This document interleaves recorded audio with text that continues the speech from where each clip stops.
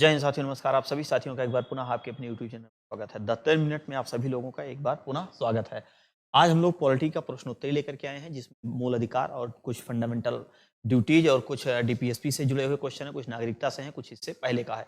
इसके बाद वाला जो होगा वो इसी सीरीज में हम लोग आगे क्रम में बढ़ेंगे। तो चलिए बिना देरी किए शुरुआत करते हैं फटाफट, और पहले क्वेश्चन का हम लोग रिवीजन। 30 क्वेश्चन की जो प्रश्नोत्तरी है ये आपके लिए बहुत ही शानदार है। पहला प्रश्न आपकी स्क्रीन पे दिख रहा है। पहला प्रश्न है, दल बदल विरोधी कानून अनुसूची में है। देखिए, दल बदल विरोधी कानून की अगर बात करेगा तो किस अनुसूची में है, तो ये आपकी है 10वीं अनुसूची में। किस संशोधन के तहत इसको जोड़ा गया था, तो इसको 52वां संशोधन के तहत जोड़ा गया था 1985 में। 52वां संशोधन के तहत इसको जोड़ा गया 1985 में, और 10वीं अनुसूची में दल बदल विरोधी कानून की बात की गई है। अगला क्वेश्चन कह रहा है कि मूल अधिकार को किस देश के संविधान से लिया गया है। देखिए, मूल अधिकार की अगर हम लोग बात करें, फंडामेंटल राइट को सब कहां से लिया गया है, तो यूएसए से लिया गया है। कहां से लिया गया है? यूएसए से। यूएसए से लिया गया है क्या? फंडामेंटल अधिकार मतलब मूल अधिकार। अगला क्वेश्चन है, संवैधानिक उपचारों का उल्लेख किस अनुच्छेद में किया गया है। देखिए, संवैधानिक उपचारों की बात करता है। संवैधानिक उपचार जो है एक प्रकार से हम कह सकते हैं रिट है। संवैधानिक उपचारों का अधिकार 2 में है। एक आर्टिकल आपका 32 में है। 32 के तहत कौन जारी करता है? Supreme court.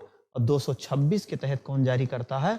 High court. 226 के तहत हाई कोर्ट, और 32 के तहत कौन जारी करता है? Supreme court.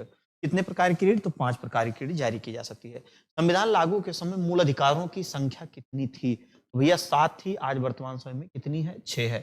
एक आपका हट गया है, कौन सा? संपत्ति का अधिकार। संपत्ति का अधिकार जो था वो किस आर्टिकल में हुआ करता था? आर्टिकल 31 में, जो निरसित होकर के 300 का में ले जाके भाग 12 में इसको जोड़ के एक कानूनी या विधिक अधिकार बना दिया गया है। अगला क्वेश्चन है, धर्म, मूल, वंश, जाति, लिंग के आधार पर भेदभाव नहीं होगा। इसका उल्लेख किस अनुच्छेद में किया गया? मतलब कोई भी व्यक्ति अब धर्म, मूल, वंश, जात, लिंग के आधार पे कोई भेदभाव नहीं कर सकता। इसका उल्लेख किस अनुच्छेद में है?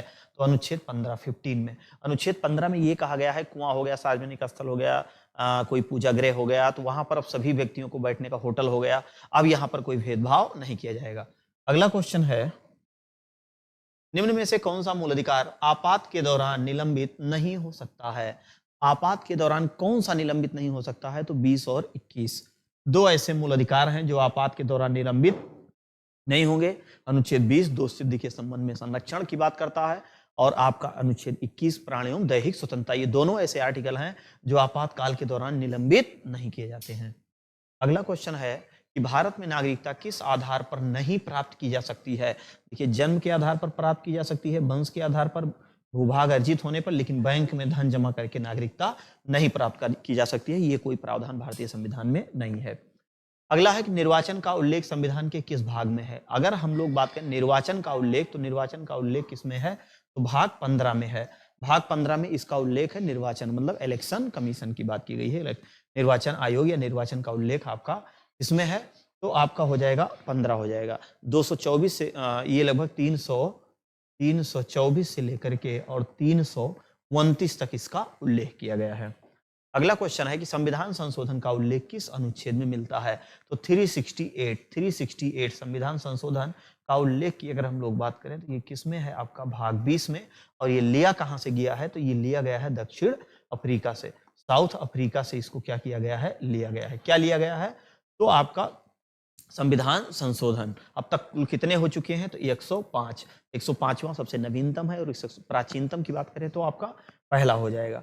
अगला क्वेश्चन है कि राज्य के नीति निर्देशक तत्व, direct principle state of policy, DPSP को किस देश के संविधान से लिया गया? तो कहां से लिया गया भैया? आयरलैंड से लिया गया। जब आयरलैंड से लिया गया तो भारत शासन अधिनियम 1935 में लाके रखा गया। निर्देशों का उपकरण या निदेशक प्रपत्र के नाम से जाना जाता था।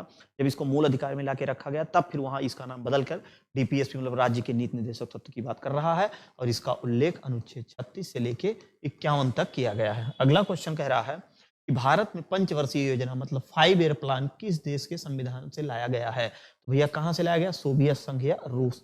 सोवियत संघ या रूस से फंडामेंटल ड्यूटीज लाया गया है, और वहीं से 5 ईयर प्लान अर्थात पंचवर्षीय योजना को भी लाया गया है।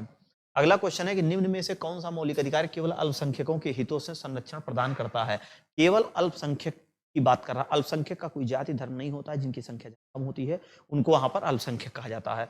अनुच्छेद 20 नहीं है, 25 नहीं है, 30 आपका है। अनुच्छेद 30 जो है ये केवल और केवल अल्पसंख्यक लोग जो हैं वो स्कूल वगैरह कॉलेज वगैरह खोल सकते हैं, उनके लिए एक अलग से प्रावधान संविधान में किया गया है अगर उनकी संख्या कम है तो। मौलिक अधिकार में कितने प्रकार की स्वतंत्रता की गई है? देखिए स्वतंत्रता की बात अगर करेगा तो 19 से लेकर के 22 तक, 19 हो गया, 20 हो गया, 21 हो गया, 22 हो गया, कितनी प्रकार की है? तो 4 प्रकार की है। तो कौन सी है भैया? 4 प्रकार की, है ना? 19, 20, 21, 22। संघ बनाने की स्वतंत्रता किस अनुच्छेद में कह रहा है? देखिए संघ बनाने के अनुच्छेद 16 है, 17 है, 19 है। अगर संघ बनाने की बात कर रहा है तो आपका अनुच्छेद किसमें है? 19 है। 19 का कौन सा होगा? तो 19 का सी हो जाएगा। 19 का सी, 19 के सी में किस चीज की बात की गई है? संघ बनाने की बात कर रहा है। अगला क्वेश्चन है निम्न में से कौन सी याचिका व्यक्तिगत कार्य के लिए लाई जाती है? देखिए व्यक्तिगत की बात कर रहा है, जब व्यक्तिगत की बात करेगा तो हैबियस कॉर्पस हो जाएगा आपका। Habeas corpus, habeas corpus.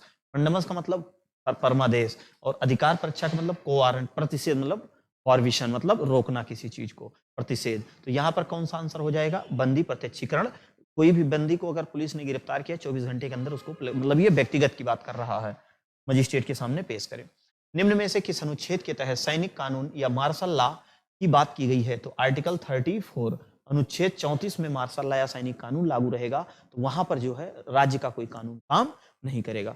अगले क्वेश्चन की अगर हम लोग बात करते हैं, अगला क्वेश्चन है कि निम्न में से किस अनुच्छेद के तहत, समझिएगा, किस अनुच्छेद के तहत 14 वर्ष से कम बच्चों के कारखाने में नहीं कराया जा सकता? मतलब 14 वर्ष से अगर कोई कम उम्र का बच्चा है तो उससे आप काम नहीं करा सकते। 14, 24, 14, 24, 14, 24। तो अनुच्छेद 24 में है 14 वर्ष से कम आयु से बच्चे से काम नहीं करा सकते, लेकिन घर और धार्मिक कार्यों को छोड़ के। अगर भारत सरकार चाहेगी तो जरूरत पड़ने पर सबसे करा सकती है। अगला है कि निम्न में से किस अनुच्छेद के तहत धार्मिक कार्यों में जमा पैसों पर क्या होगा कि टैक्स नहीं लगाया जा सकता है? मतलब धार्मिक मंदिर, मस्जिद, गिरजाघर में जो पैसा इकट्ठा हुआ उस पर सरकार टैक्स नहीं ले सकती है। किस अनुच्छेद में बात कर रहा है? 27 में।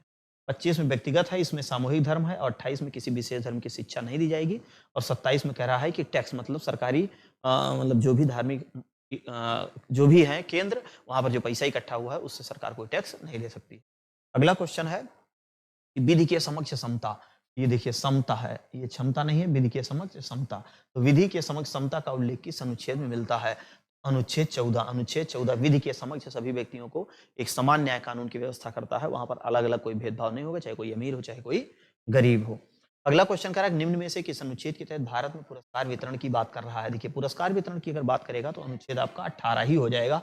18 के तहत उपाधियों का अंत भी किया गया है, और इसी के तहत पुरस्कार वितरण व्यवस्था भी बनाई जाती है। पुरस्कार वितरण समिति के जो अध्यक्ष होते हैं वो वाइस प्रेसिडेंट ऑफ इंडिया, जिनको उपराष्ट्रपति कहते हैं।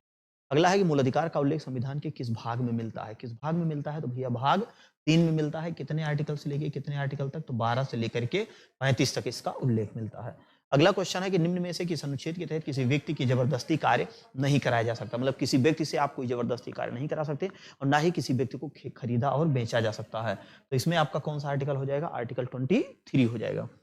अगला क्वेश्चन कह रहा है कि निम्न में से कौन सा मूल अधिकार नहीं है?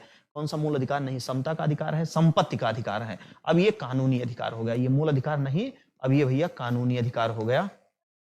ये अब कानूनी या विधिक अधिकार हो गया, और इसको ले जाकर के 300 काम में क्या किया गया है? अनुभाग 12 में जोड़ दिया गया है। अगला क्वेश्चन है निम्न में से किस अनुच्छेद के तहत सर्वोच्च न्यायालय को रिट जारी करने का अधिकार है?